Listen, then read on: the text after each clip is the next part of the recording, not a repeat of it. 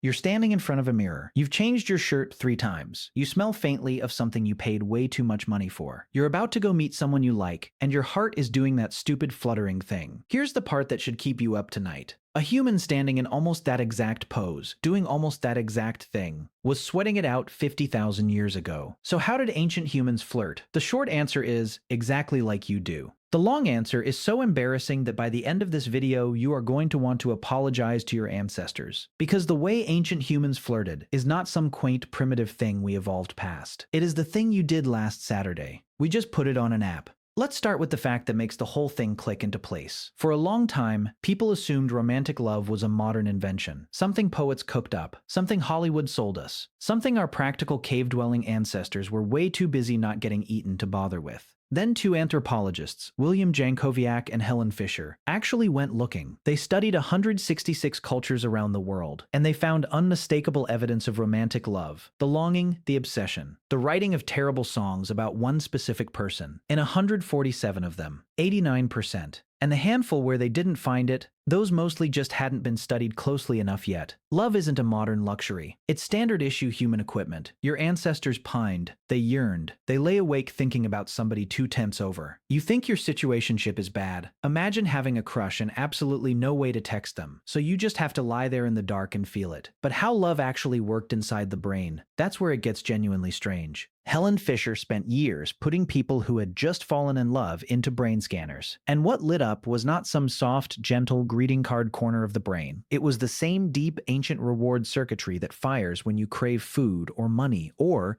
and the scientists are very polite about how they say this, drugs. Falling in love neurologically looks almost identical to addiction, which means when you describe someone as intoxicating, you are not being poetic. You are being clinically accurate. Your brain genuinely cannot tell the difference between true love and a really good slot machine. And that exact circuitry is hundreds of thousands of years old. The cave dweller who could not stop thinking about the cute one from the next valley was running the same buddy software you are running right now. So what did they actually do about it? They got ready. Archaeologists have found red ochre, which is basically the world's first makeup, used on human bodies going back at least 250,000 years. People ground colored rock into paint and put it on their skin to be noticed, to signal, to look good. That's it. That's the whole thing. Ancient humans had a getting ready routine. You think spending 40 minutes deciding what to wear before a date is a uniquely modern kind of suffering? Somebody was doing the prehistoric version of that before our species had even finished becoming our species. They just used dirt, and you used Sephora. And it wasn't only paint. By around 100,000 years ago, humans were stringing shells and beads into necklaces and wearing them. Stop and think about what a bead actually is. It does nothing. You can't eat it. You can't hunt with it. It doesn't keep you warm. Its entire job is to say, look at me. I have taste. I had the time and the skill to make this. I am worth your attention, which is the exact job description of every expensive thing any human has ever strapped on before a first date. We invented the flex roughly 100,000 years before we invented the watch we flex with. But the showing off did not stop at what they wore. We'll get to the part that finally explains why you embarrass yourself on the dance floor at weddings, but first you need to know about the single oldest flirting move on planet Earth. Darwin himself guessed at it. Music and dance evolved, at least partly, as courtship displays. The exact same reason a peacock drags around that ridiculous tail. And here is the kicker. Scientists actually tested this a few years ago. They had people listen to music and then rate the faces of total strangers. After the music, people rated those same strangers as more attractive and more worth dating. Music literally hacks your judgment of who is hot. So that loud guy with the guitar at the party who somehow always does suspiciously well, he is not cheating. He is using the oldest trick our entire species owns. You would think we would have caught on by now. We have not. We never will. Now here is where it gets weird, and honestly a little romantic. Kissing. You would assume kissing is just an obvious universal thing that all humans everywhere do.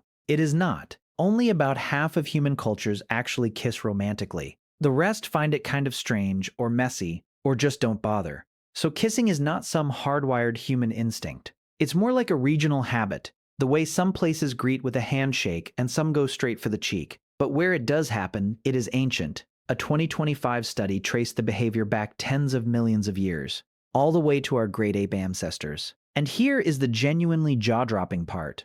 The evidence suggests Neanderthals kissed too. We know this partly because humans and Neanderthals shared the same mouth microbes. which is a very clean and scientific way of saying they were swapping spit. Our two species did not just bump into each other in the snow and grunt. They met. They liked each other. And a surprising number of those encounters appear to have been Neanderthal men and human women. Tens of thousands of years ago, two completely different kinds of human looked at each other across a valley and thought, well, hello there. And there are people walking around today carrying the DNA of that exact flirtation. You might be one of them. And this is the thing that should quietly follow you around for the rest of the day. Every single move in the modern dating playbook. Getting dressed up, putting on a face, wearing something that signals status, playing music to set the mood, the nervous showing off, the longing, the obsession, even the kiss. None of it is new. We did not invent romance.